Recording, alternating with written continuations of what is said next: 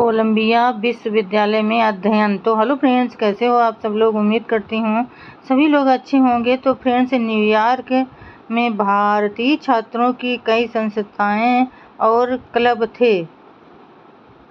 भीमराव उनके समारोह में उपस्थित रहते थे, लेकिन वे प्रत्यक्ष रूप से सक्रिय भाग कभी नहीं लेते थे। भीमराव न्यूयॉर्क के महाराष्ट्र क्लब के भी सदस्य थे।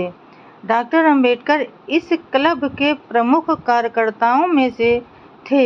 इस क्लब में राजनीतिक बातों पर काफी चर्चा होती थी, लेकिन सामाजिक और धार्मिक बातों की ओर किसी का ध्यान नहीं था।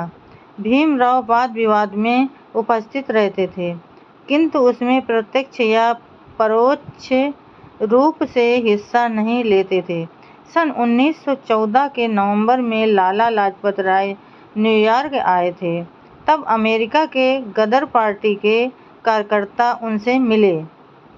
उनके सहयोग से और प्रेरणा से लालाजी ने भारत की राजनीति स्वतंत्रता का आंदोलन अमेरिका में चलाने के लिए Indian home rule league of America नाम की संस्था स्थापित की। डॉक्टर हर्डीकर मिशिगन यूनिवर्सिटी की अपनी डॉक्टरी मेडिकल पढ़ाई छोड़ इन संस्था के सेक्रेटरी हो गए। लालाजी और गदर पार्टी के अन्य कार्यकर्ताओं ने अमेरिका में और अन्यत्र सभाएं आयोजित कर अंग्रेजों के विरुद्ध प्रचार करने का अभियान आरंभ कर दिया। भीमराव को भी इस आंदोलन में सम्मिलित करने के लिए लालाजी ने काफी प्रयास किया। भीमराव से काफी तर्क वितर्क कर उनको अपनी ओर आकर्षित करने के लिए उन्होंने पूरी कोशिश की, लेकिन भीमराव का ये कहना था कि अछूतों को अपनी दास्ता में दबा करके तुम लोग अपनी राजनीतिक गुलामी को दूर करना चाहते हो, इसलिए अछूत तुम्हारे राजनीतिक आंदोलन में सम्मिलित नहीं होंगे। इस पर लालाजी उनको इस प्रकार का जवाब देने का प्रयास कर रहे थे कि एक बार भारत अंग्रेजों की गुलामी से मुक्त हो गया तो इस तरह के धार्मिक और सामाजिक भेदभाव दूर किए जा सकते हैं।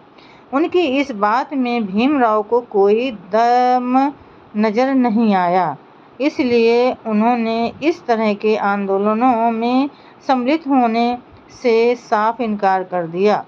सन 1916 के सितंबर माह में लालाजी ने अमेरिका में जो भारतीय छात्रों की परिषद सभा आयोजित की थी, उनमें भीमराव सम्मिलित नहीं हुए।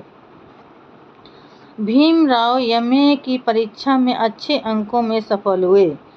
यह उपाधि उनको 2 जून 1915 में मिली।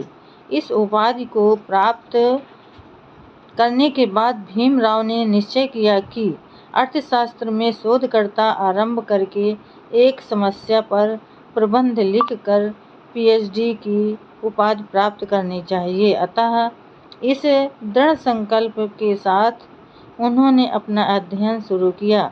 उनकी प्रोफेसर सेलिगमन से अब गहरी दोस्ती हो गई थी।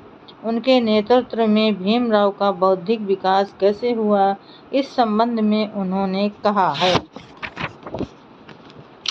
मैंने पहले ही आप लोगों को बता दिया है कि मैं बीए होने तक एकदम सामान्य छात्र की तरह था। आगे चलकर मेरे हाथ से कुछ शोध कार्य होगा, इसकी मुझे भी मेरे बारे में कोई अपेक्षा नहीं थी और दूसरों को भी नहीं थी।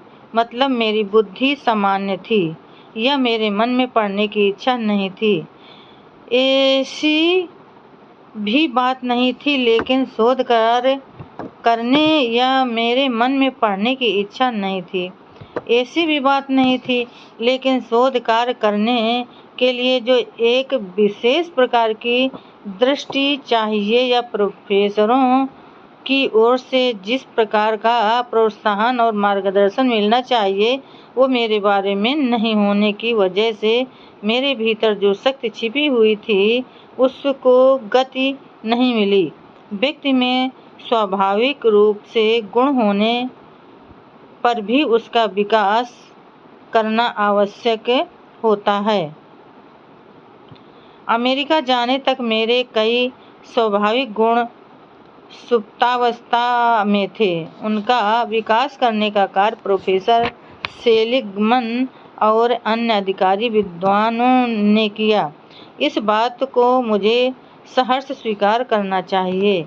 इन विद्वान प्रोफेसरों के संपर्क में आने के बाद मुझे समझ में आया कि मैं स्वतंत्र रूप से सोच सकता हूँ। एक बार मैंने प्रोफेसर सेलिगमन से पूछा कि मुझे शोध कार्य किस प्रकार से करना चाहिए। तब उन्होंने मुझे कहा, तुम अपना काम शुरू करो, तब तुमको अपने आप समझ में आ जाएगा कि शोध कार्य किस प्रकार से किया जाता है। तो फ्रेंड्स, आज के लिए बस इतना ही। कल फिर मिलेंगे अगले नए वीडियो के साथ। तब तक के लिए फ्रेंड्स, जय भीम, नमो बुद्धाय।